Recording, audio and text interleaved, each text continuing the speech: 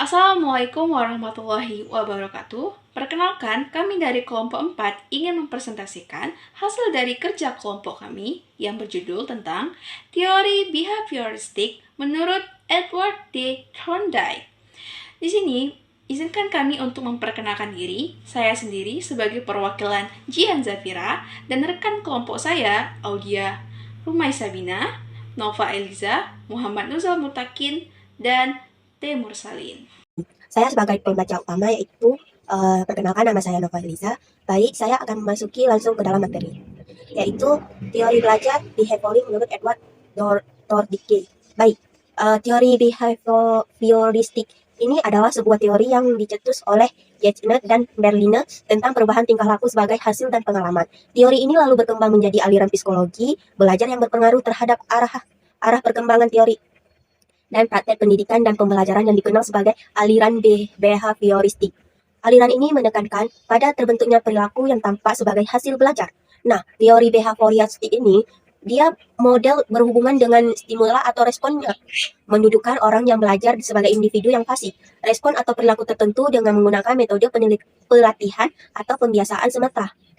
Nah, menurut Thorndike adalah proses interaksi antara stimulus dan respon. Stimulus adalah apa yang merangsang terjadinya kegiatan belajar seperti pikiran, perasaan, atau hal-hal lain yang dapat ditangkap melalui alat indera.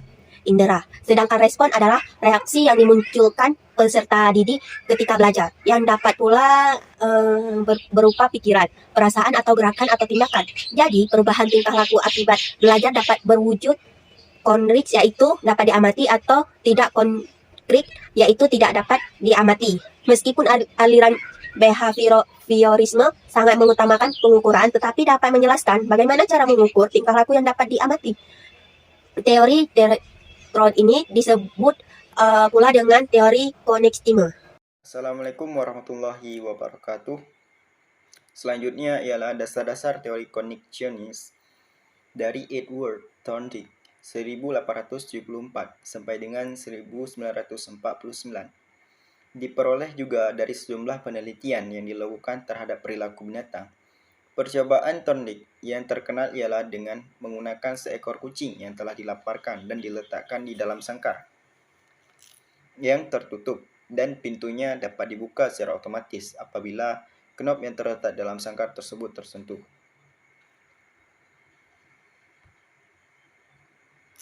Dari hasil penelitiannya, Thorndike menyimpulkan bahwa respon untuk keluar kandang secara bertahap diasosiasikan dengan suatu situasi yang menampilkan stimulus dalam suatu proses coba-coba, trial and error.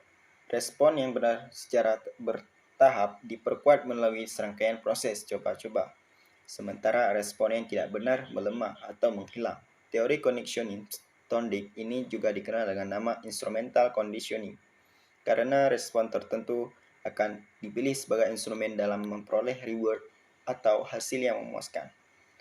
Sekian dari saya. Assalamualaikum warahmatullahi wabarakatuh. Assalamualaikum warahmatullahi wabarakatuh. Nama saya Temur Salin. Thorndike mengemukakan bahwa hukum belajar itu terbagi kepada tiga. Yang pertama yaitu law of effect, yaitu hukum sebab akibat. Hukum ini menunjukkan kuat lemahnya hubungan stimulus dan respon tergantung kepada akibat yang ditimbulkan. Yang kedua yaitu law of excessive, yaitu hukum latihan atau kebiasaan. Hukum ini menunjukkan bahawa stimulus dan respon akan semakin kuat manakala ia terus-menerus dilatih dan diulang-ulang.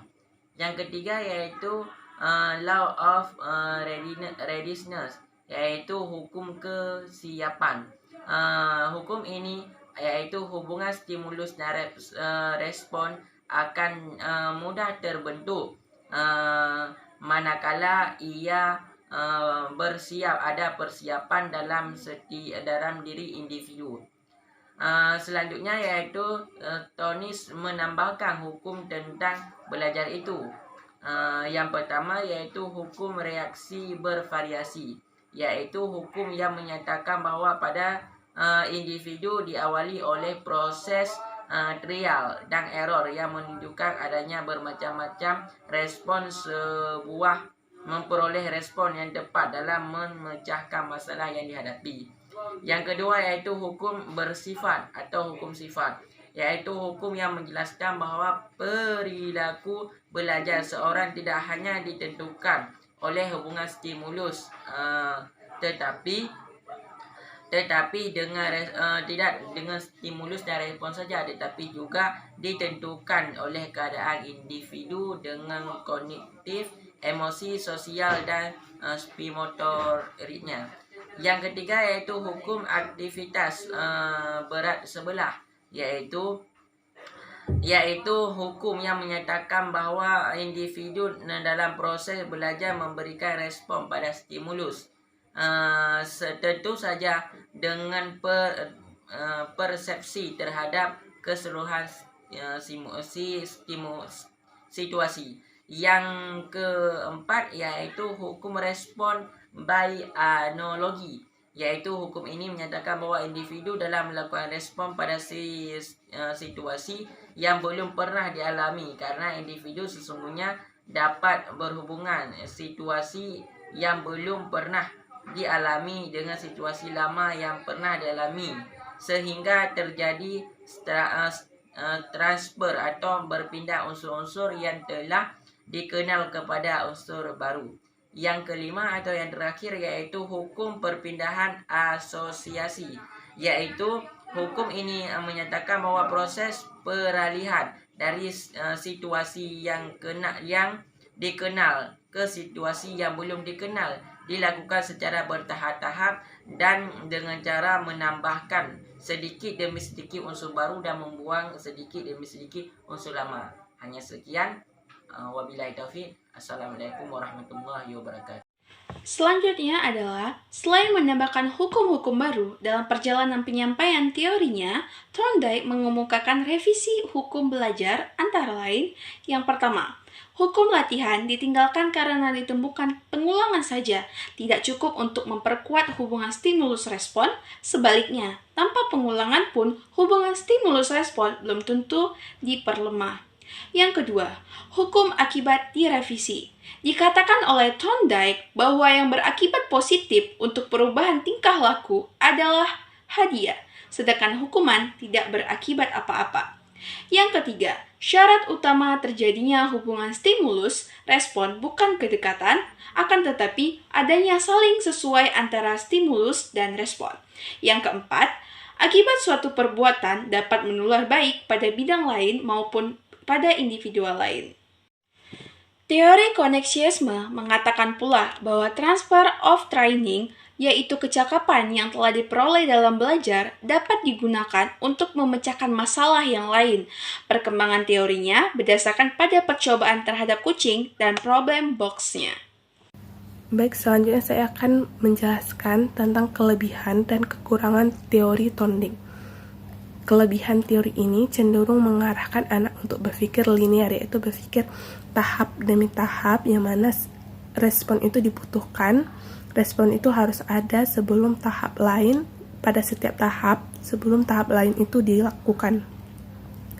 Pandangan teori ini bahwa belajar merupakan proses pembentukan atau shaping, yaitu membawa anak menuju atau mencapai target tertentu.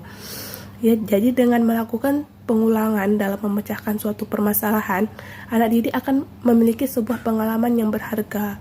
Dan dengan sistem kayak pemberian hadiah itu membuat anak didik menjadi lebih ada kemauan dalam memecahkan permasalahan yang dihadapinya. Selanjutnya, kekurangan teori Thorndike. Teori ini seringkali tidak mampu menjelaskan situasi belajar yang kompleks, sebab banyak variabel atau hal-hal yang berkaitan dengan pendidikan atau belajar yang tidak dapat diubah menjadi sekedar hubungan stimulus dan respon. Jadi karena memandang belajar hanya merupakan asosiasi belaka antara stimulus dan respon, sehingga yang dipentingkan dalam belajar ialah memperkuat asosiasi tersebut dengan latihan-latihan atau ulangan-ulangan yang terus-menerus.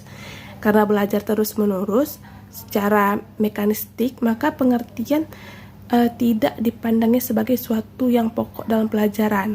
Mereka mengabaikan pengertian sebagai unsur yang pokok dalam pelajaran, dalam belajar.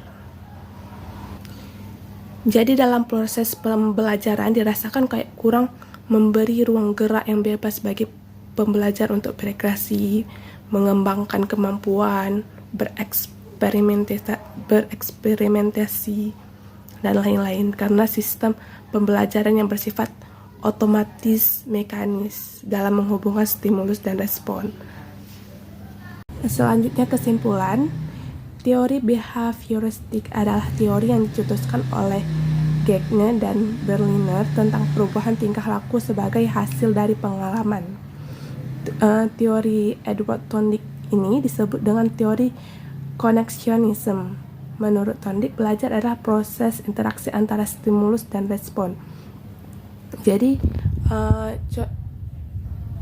dan disebut juga sebagai trial dan error learning. Jadi contoh-contoh trial dan error learning adalah ada motif pendorong aktivitas seperti hadiah atau sebagainya, ada berbagai respon terhadap situasi, ada eliminasi respon-respon yang gagal atau salah, ada kemajuan reaksi-reaksi mencapai ke tujuan. Besok hukum-hukum yang digunakan Edward Tondick adalah hukum latihan dan hukum efek. Jadi kelebihan dari Tondick ini seperti yang telah saya sampaikan, cenderung mengarahkan anak untuk berpikir linier. Pandangan teori ini bahwa belajar merupakan proses pembentukan atau shaping, yaitu membawa anak menuju pencapaian target tertentu, dan kekurangan dari teori Tondick ini tidak mampu menjelaskan alasan-alasan yang mengacaukan hubungan antara stimulus dan respon. Baik, mungkin itu saja yang dapat kami sampaikan di presentasi kami hari ini. Terima kasih telah memperhatikan, mendengarkan dengan baik.